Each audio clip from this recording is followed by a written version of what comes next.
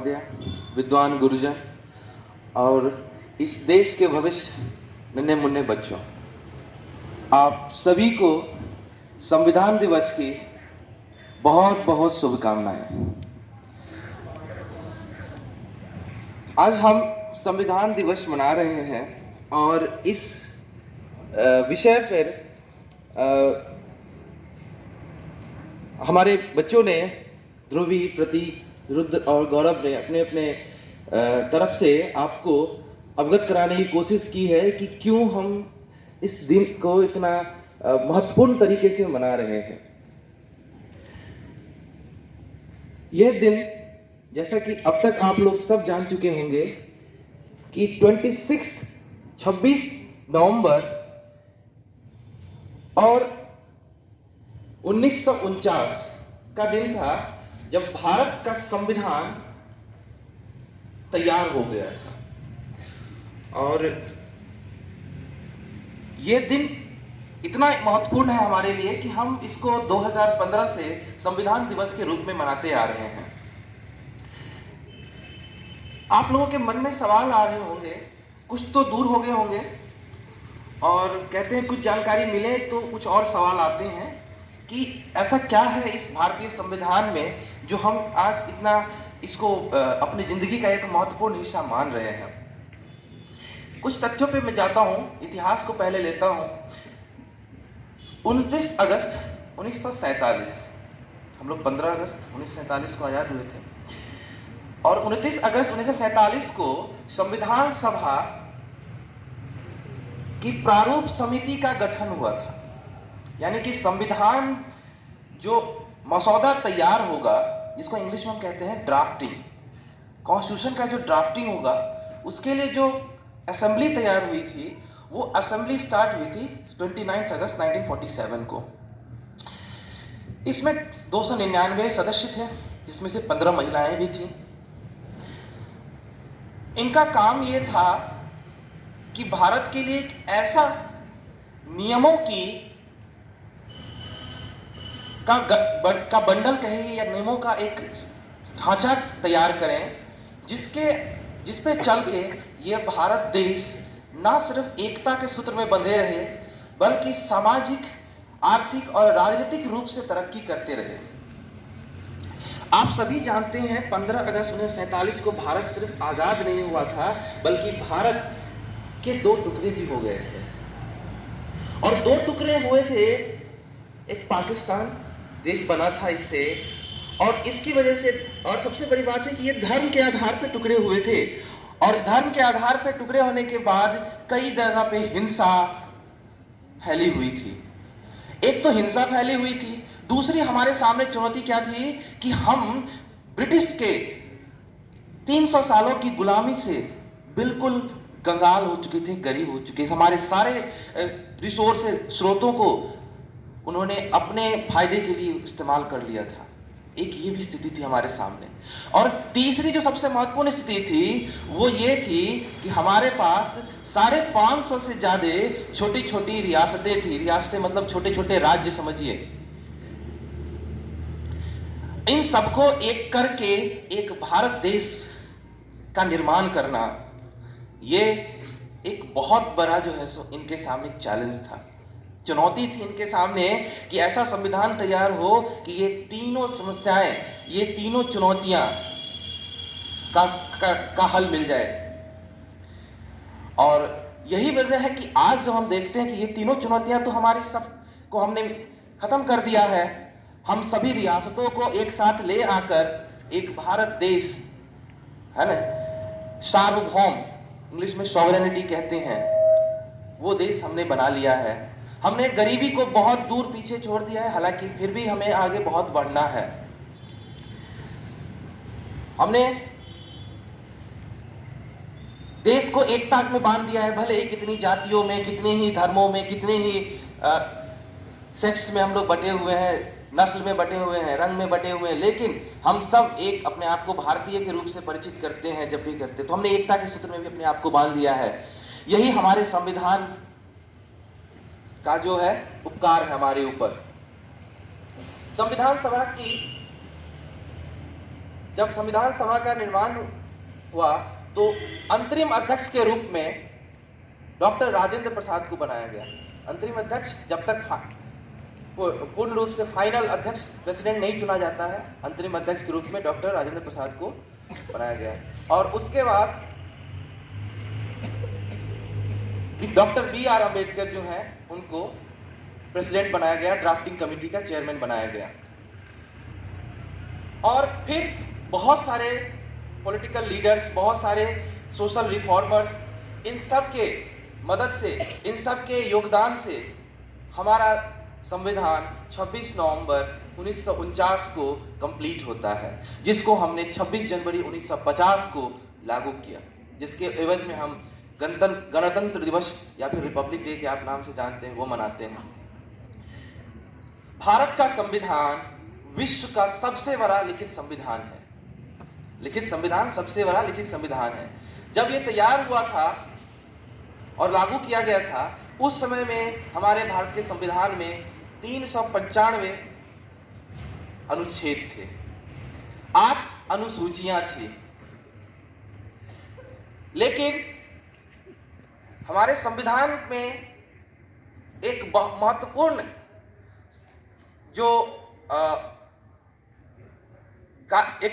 जो पार्ट है हमारे संविधान का, वो है संविधान में संशोधन, जिसे इंग्लिश में हम अमेंडमेंट कहते हैं, जिसकी वजह से आज हमारे पास 448 अनुच्छेद हैं और अनुसूचियां हो चुकी हैं टोटल 12।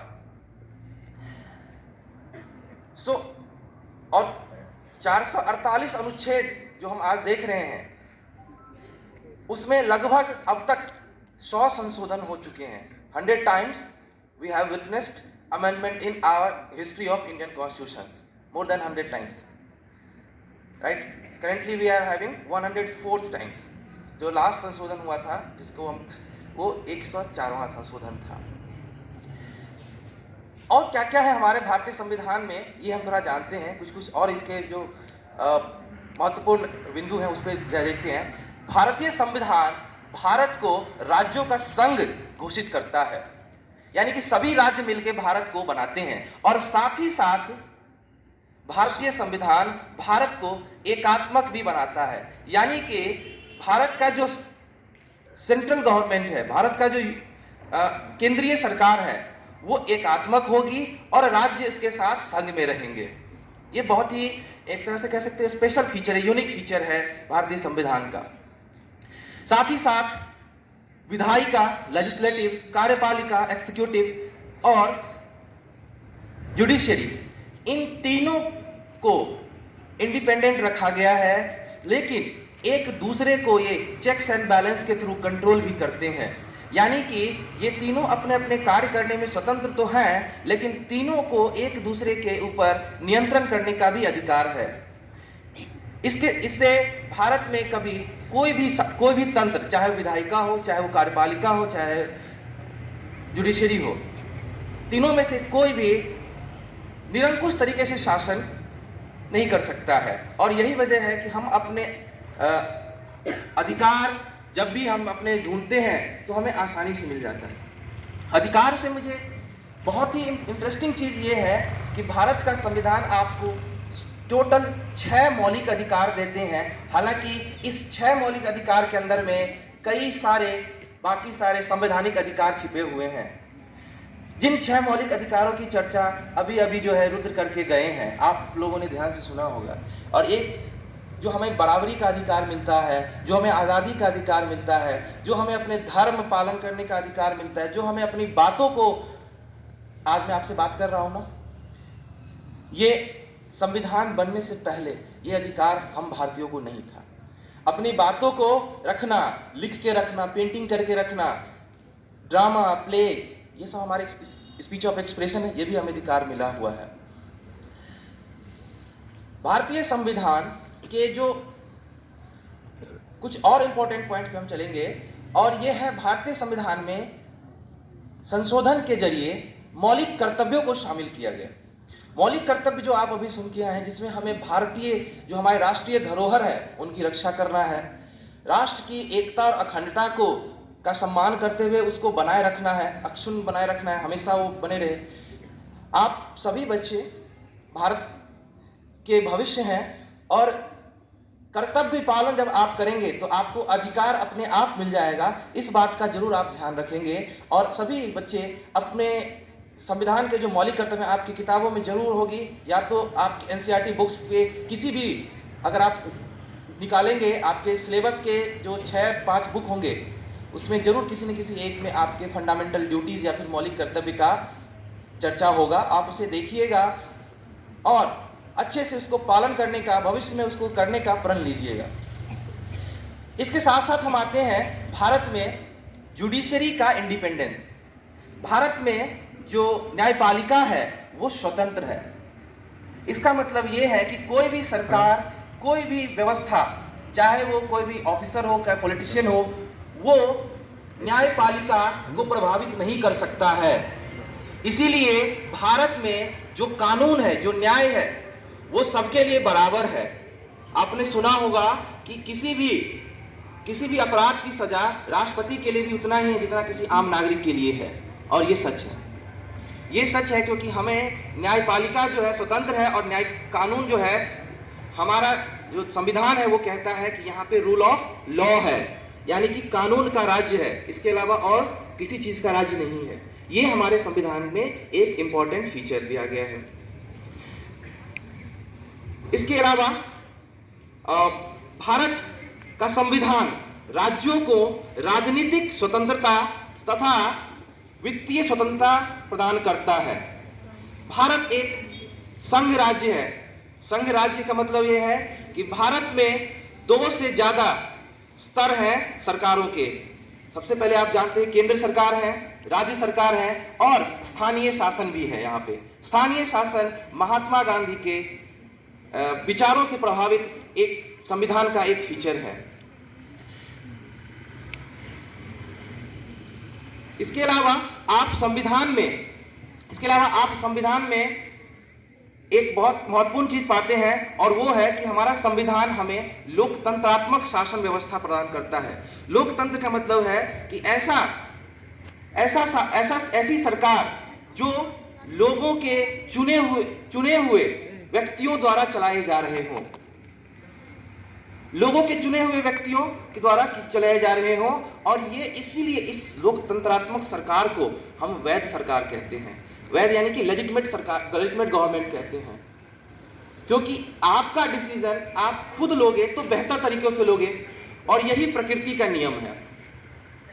कोई जानवर हो, कोई इंसेक्ट्स हो या फिर ह्यूमन हो, हर कोई चाहता है कि उसके जिंदगी का डिसीजन वो खुद ले, और यही संविधान ने हमें प्रदान किया है कि आप भारत के सिटीजन, भारत के नागरिक अपने डिसीजन खुद लीजिए। कैसे लीजिए? आप अपने प्रतिनिधि को चुनिए, रिप्रेजेंटेटिव्स को चुनिए, और चुनाव के द्वारा हम अपने रिप्रेजेंटेटिव्स को चुनते हैं, जिसमें लोकसभा के मेंबर, राज्यसभा के मेंबर और स्थानीय सरकारों का चुनाव हम करते हैं। और इस तरीके से अपने बारे में हमारे जो डिसीजन होंगे, पॉलिसीज होंगे, वो हम अपने प्रतिनिधि के द्वारा जो है सो बनाते हैं। तो ये हमें संविधान देता है।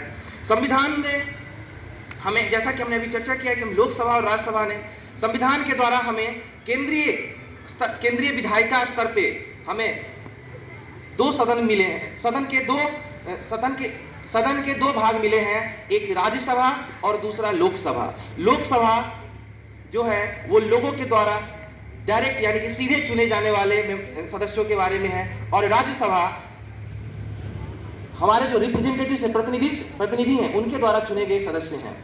साथ ही साथ राज्य स्तर पे विधानसभा का भी प्रावधान है, जो कि विधायिका का काम करती है। राष्ट्रपति का पद भारत में सर्वोच्च पद माना जाता है। राष्ट्रपति का पद भारत में सर्वोच्च पद है, लेकिन राष्ट्रपति का जो चुनाव है, राष्ट्रपति के चुनाव में जो जनता है वो डायरेक्ट भाग नहीं लेती है।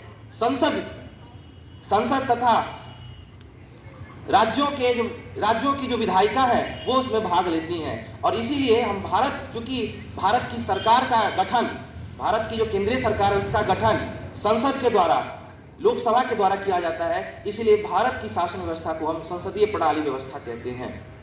कुछ देशों में अध्यक्षात्मक प्रणाली व्यवस्था है, हमारे देश में संसदीय प्रणाली व्यवस्था है। तो कुछ पॉइंट्स मैंने आपके सामने रखने की कोशिश की है। उम्मीद करता हूं कि आप इस सब पॉइंट्स को जब ध्यान देंगे तो आपको आज के दिन के साथ साथ आपको अपने संविधान पे गर्व होगा, किस तरीके से हमें संविधान ने बहुत सारी आज़ादी दी है, बहुत सारे मौके दिए हैं, right to equality, everyone has nobody shall be discriminated on the ground of religion, caste, gender, religion in providing the opportunity। तो आपको मौके मिल रहे हैं, अवसर मिल रहे हैं ना। क्यों मिल रहे हैं अवसर? क्योंकि संविधान ने आपको ये अवसर प्रदान किया है, और ये संविधान ही है जिसके द्वारा हर कोई यहाँ पे बंधा हुआ है। मैं आज यहाँ पे आपके सामने खड़ा हूँ, कोई ऑफिसर कोई वर्क कर रहा है, प्रेसिडेंट का कोई काम है, प्राइम मिनिस्टर का जो काम है, वर्क कौन सा काम उनके पास है और पावर उनकी कितनी लिमिट है। जब आप किसी को कोई काम करने की पावर देते हो तो संविधान ने उसको लिमिट भी किया है कि ना आप इतना काम कर सकते हो और इससे आगे आप नहीं कर सकते, ठीक है ना। आपने कई बार सुना होगा और आप जानते भी होंगे कि जब आप रोड पे होते हैं तो आपके कुछ अधिकार भी होते हैं, है ना, और कुछ कर्तव्य भी होते हैं। इसी तरीके से और वहाँ रोड पे जो आपके ट्रैफिक पुलिस होते हैं वो आपको पकड़ लेते हैं जब आप उस तरीके से अपना कर्तव्य का पालन नहीं करते हैं, सड़क पे आप नहीं पालन करते हैं। तो ऐसे सिचुएशन में क्या है, उनको ये अधिकार दिया गया है कि वो सड़क पे चलने वाले जो लोग अपने कर्तव्य का पालन नहीं कर रहे हैं, नियमों को अनदेखा कर रहे हैं, उनको वो पकड़ के उनको चालान दे दें, फाइन काट लें, लेकिन सजा देने का अधिकार उनको नहीं। सजा देने का अधिकार हमारे न्यायपालिका को है, कानून बनाने का अधिकार किसी और को है। तो इसी तरीके से किसी काम हर किसी को दिया गया है संविधान के द्वारा, और उस पावर को भी लिमिट किया गया है संविधान के द्वारा ही। तो एक बड़ा ही स्पेशल जगह रखता है संविधान हमारी जिंदगी में, ठीक है। उसके संविधान के बिना हम अपने सच कहें तो जीवन जी नहीं सकते। जैसा आप जीवन उम्मीद कर रहे हैं, जैसा आप अपने भविष्य सोच रहे हैं, वो संभव नहीं हो पाएगा। आज के दिन हम सिर्फ संविधान दिवस को मनाए ही नहीं, बल्कि अपने अधिकारों और कर्तव्यों के बारे में जाने भी, अपने कर्तव्यों का पालन करें और अपने अधिकारों के लिए भी जागरूक रहें। अपने अधिकारों के लिए भी जागरूक रहना एक कर्तव्य ही है आपका। सिर्फ अपने अधिकारों के लिए नहीं, दूसरे को अधिकारों के लिए भी आप सजग रहें। और ये क्या अधिकार क्या है, कर्तव्य क्या है, इसके बारे में हमेशा पढ़ते रहें, ठीक, हमेशा जानकारी लेते रहें, और तभी भारत के आप एक भविष्य में एक जिम्मेदार नागरिक बन पाएंगे। इन्हीं शब्दों के साथ मैं आप सभी को एक बार फिर से संविधान दिवस की शुभकामनाएं दे रहा हूं। आपका दिन शुभ हो। धन्यवाद।